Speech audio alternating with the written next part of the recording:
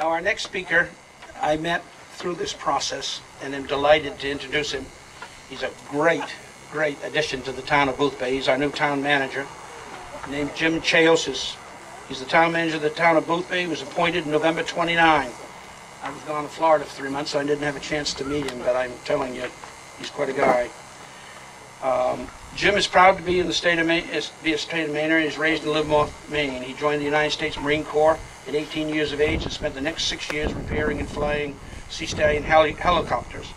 Upon exiting the United States Marine Corps in 01, he enrolled in the University of Maine system focusing on public administration.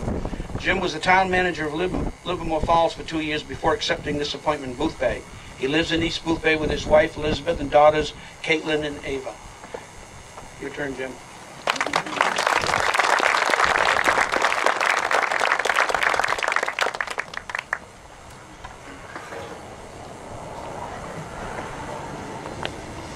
Unlike Scott, I did put together some notes.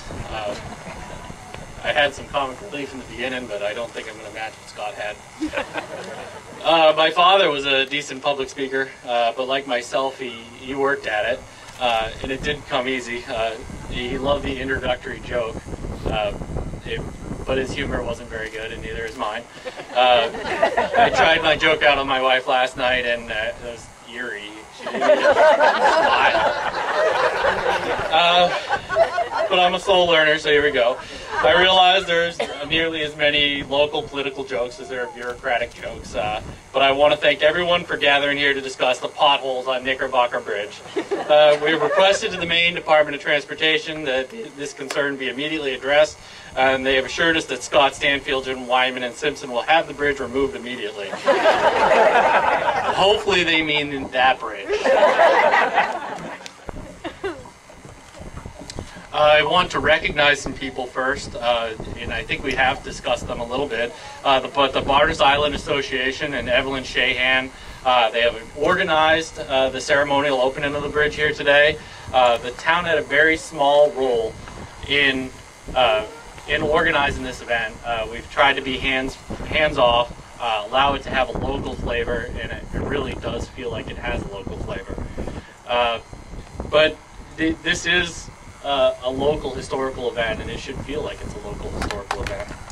I think we learned from Miss Rumsey that the people look back at this moment in the hopefully very distant future, and look back and remember. I want to thank the Board of Selectmen and the residents of the town of Boothbay for allowing me to do my job for the last 7 months. I haven't had the opportunity to say that too many times publicly, but thank you very much. I see that we have a Board of Selectmen member here, Dan Harris, and we have Douglas Burnham somewhere around here. I think we have 2 other Board of Selectmen members out of town, but thank you to our Board of Selectmen. Also, Steve Palmer from MDOT has been the local project manager. The town of Boothbay shared some office space with Mr. Palmer for a little while. We've gotten to know him pretty well, and they've handled the bridge plan very well. We're glad that the state of Maine has funded and executed this project. Boothbay has a lot of island and coastline that leads to investment in transportation. MDOT is also investing in the Route 27 maintenance project, currently now representing the people that have no alternative course than using Route 27 north and south. We want to say thank you for recognizing the significance of these state highways. Wyman and Simpson, the general contractor from Richmond, Maine. Kim Schur was the lead engineer, and Scott Stanfield, who we just met, was the project supervisor. They've been great to work with. It's difficult to share this much space in terms of transportation through the seasons, which I think Scott led to, with a project of this size, but I think it's been a success, mostly due to the professional nature of Wyman and Simpson. They had a special touch on this project. Hopefully we have more Wyman and Simpson projects in the town of Boothbay. They've been receptive when we've had concerns, and likewise we've been receptive when they've had concerns, and I think that's all we can ask from a project like this.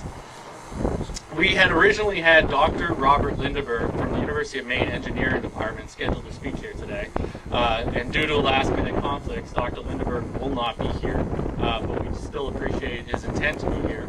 I've kind of filled in a few of the things that I wanted Dr. Lindeberg to talk about in my notes. Dr. Lindeberg is the Assistant Director of Bolt Building and Composites at the University of Maine. He has a PhD in Civil Engineering from the University of Maine. He works with marine composites, structural engineering design, as well as building codes of design.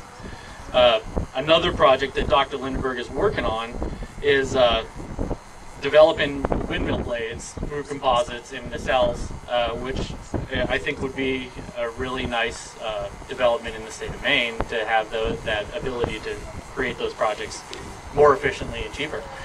It sounds like a manufacturing model for the state of Maine, so we're glad the University of Maine is working on it. We asked the University of Maine to come here to explain the technology involved in the Knickerbocker Bridge because this is a landmark application of University of Maine work. The Knickerbocker Bridge will be the first, and I have to read closely whenever, the first multi-span bridge in salt water with composite encased concrete forms. Did I do that correctly? Good. The technology was originally dubbed the bridge in a backpack. The nickname refers to the fact that the materials from one form could easily fit into a backpack.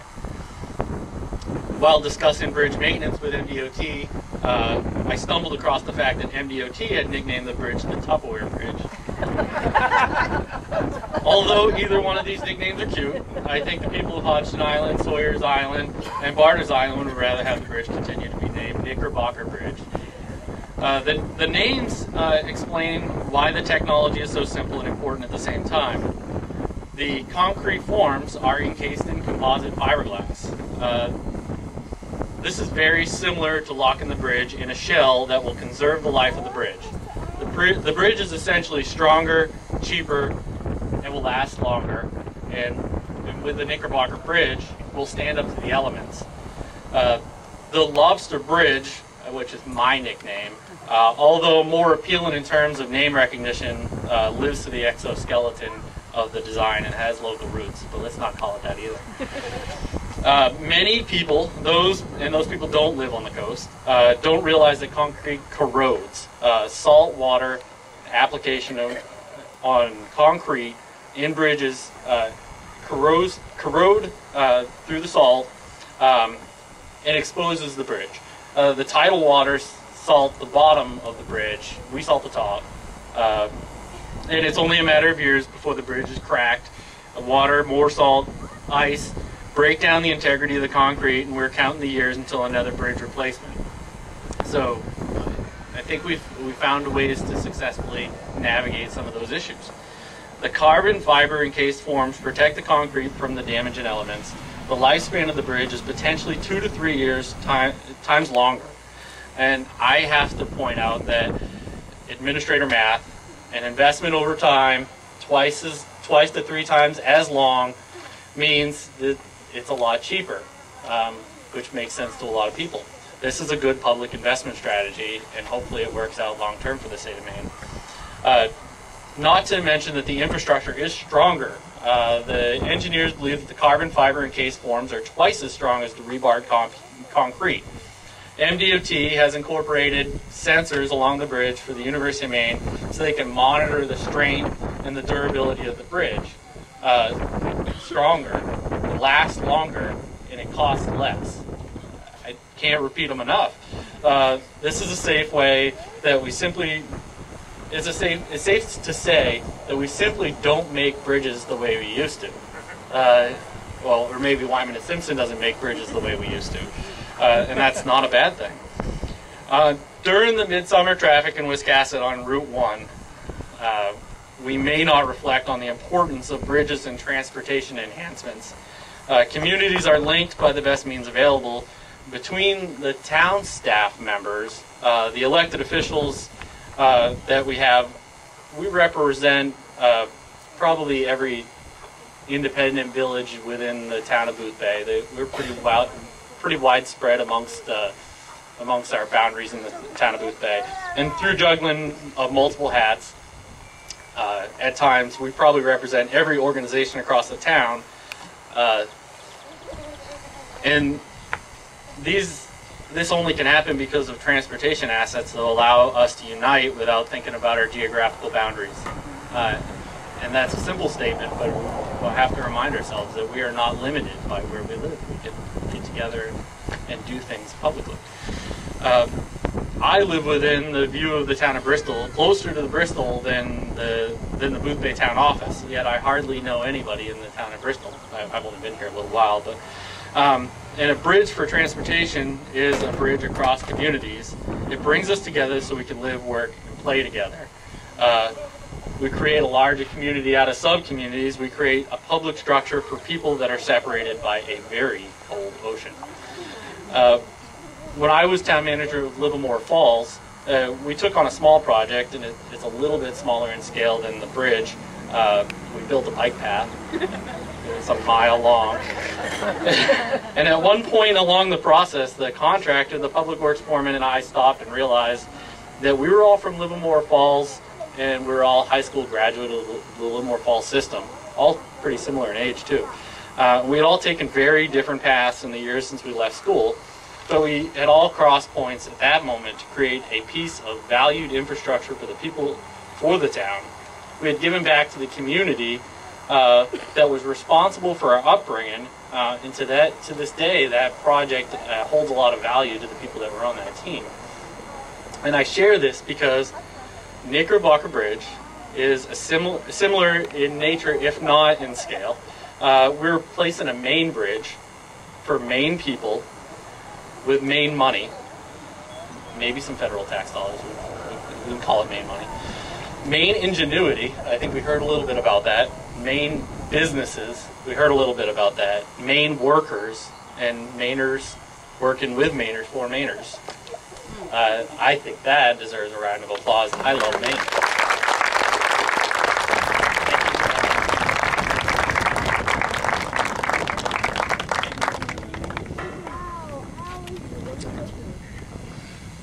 Now we have some fun things to do.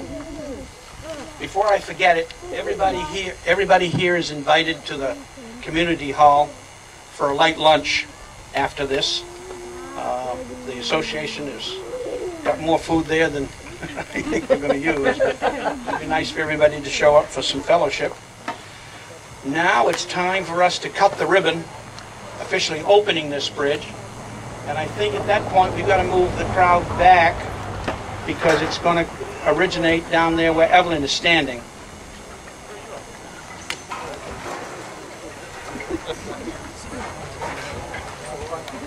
What's that? No, we're fine.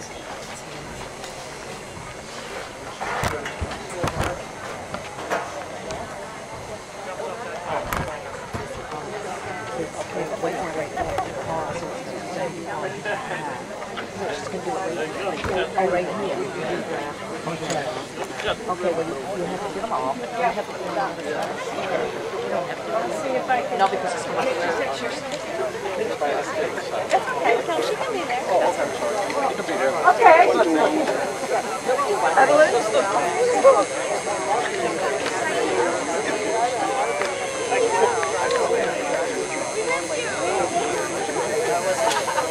Okay, we're all well in place. We're honored today to have with us Vincent Lewis. He is the oldest resident of any of the 3 islands, and he has agreed to cut the ribbon, officially opening this new bridge. Vin, would you like to say anything? Well,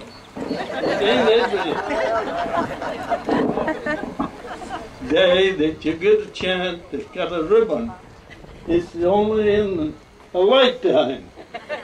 So, I'm going to sneak up on that ribbon and cut it. I got a pair of scissors in my pocket.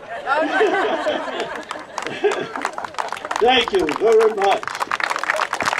By the way, Vincent has seen 3 of these bridges put in here in his lifetime, so that tells you something.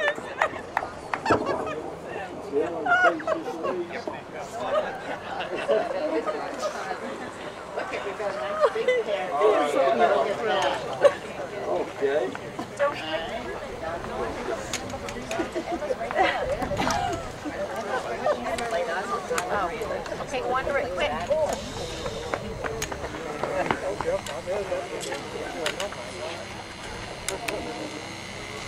Now, can we get him so he can go this way, they get some pictures? Can we pick this up? Oh, we're going this way? Okay. Come on, Grandpa. They finally found something that I could do. Okay, Vin. Well, it's quite heavy. I may have to drop it. Let's see how heavy it is. Let's do it. Hey!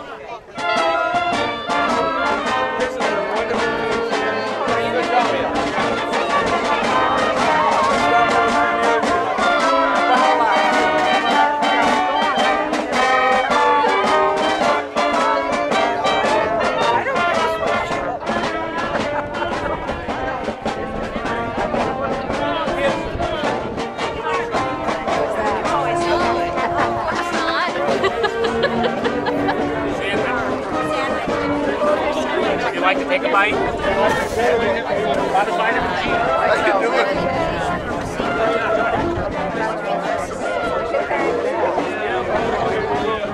It's a red car out there.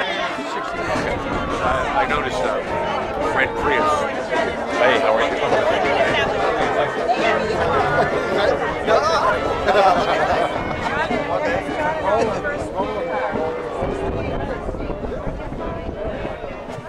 We got one more duty to perform here today, and you all know we had a contest to see who would be the first person to ride across the new bridge. And it's only fitting. I woke up in the middle of the night a couple of nights ago thinking how appropriate this is. These people have lived on all three of these islands. And it's unique in itself because I don't know anybody in the establishment over here that has lived on all three of these islands. And Joan Hodgson's ticket was the one that was drawn.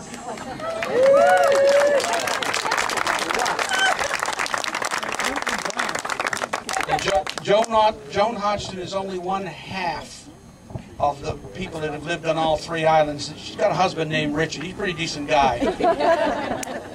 So if you and Richard would go down, we've got a 1937 Packard convertible that was so graciously donated by the Boothbay Railway Museum, and take the first ride across the bridge, folks.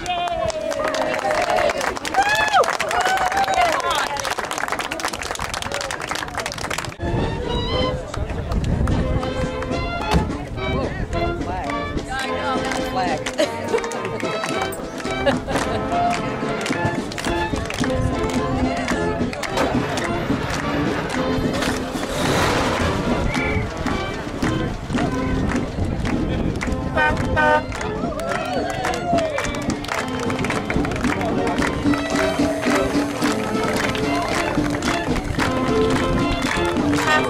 Very cool, wasn't it?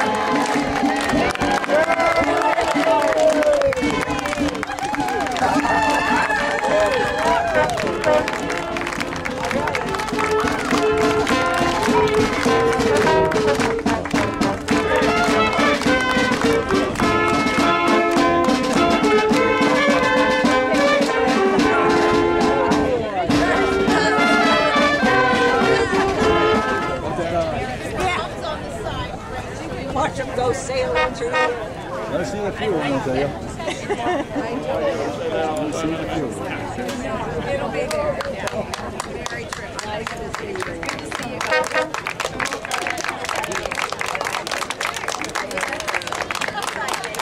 You're going to run them right to the hall, Bob? Okay, he's going to run them right to the hall. We'll see you all over there.